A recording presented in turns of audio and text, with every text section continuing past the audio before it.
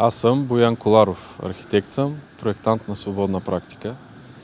Роден съм в Добрич, целият си живот съм прекарал в Добрич. Завършил съм езикова гимназия в Добрич и института, който тогава се наричаше Висш институт по архитектура и строителство, сега се казва университет в София.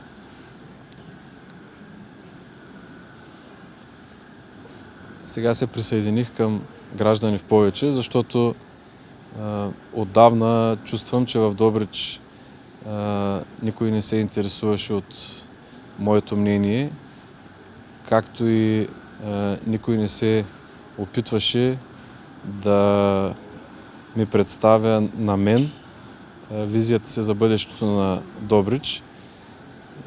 Тоест, прекалено дълго време имахме управляващи, които просто си управляваха нещо, което нямаше никаква връзка с нас, гражданите на Добрич. Сега, Граждани в повече, имам приятели, които имат мнение за нашия общ живот и винаги са готови да изслушат мнението на другите. Би било добре с прякото участие на граждани, не политици в управлението на Добрич, да потърсим начин все по-малко, все по-рядко да се правят грешки в управлението, защото допускането на каквато и да е грешка в управлението на един град не само, че ни огорчава живота, но ни кара в последствие да харчим много пари, за да поправяме нещо, което е можело просто да свършим като хората още в началото. А в Добрич вече се свършиха прекалено много грешни неща. Трябва да спрем с това.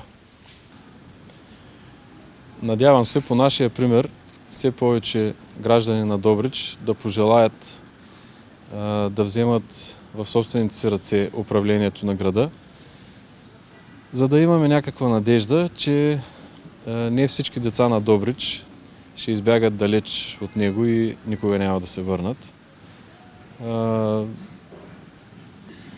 Ученето в чужбина и работенето в чужбина,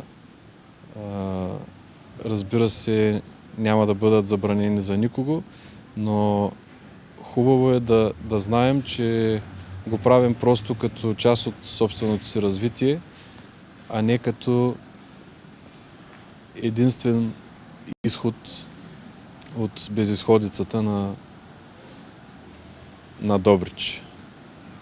Добрич трябва да бъде най-добрия град за живеене, но не по смешния начин, по който София беше обявен за най-добър град за живеене, а наистина град, който гражданите му да създават и да развиват непрекъснато. Добрич в моите мечти е най-добрия град за живеене, дано да го постигнем.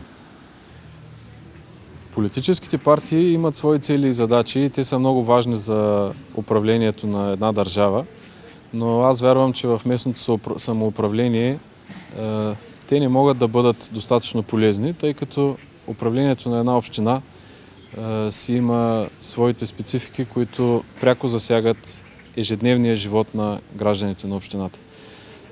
Затова мисля, че е важно да се проявим като граждани и да направим всичко възможно пряко да участваме в управлението на Добрич, защото просто да се надяваме на закона и на директно да го кажем на партийните представители да ни свършат работата и да ни създадат добри условия за живот, няма да доведе до нищо полезно. Ако сами не си подредим живота в Добрич, няма кой да го направи вместо нас.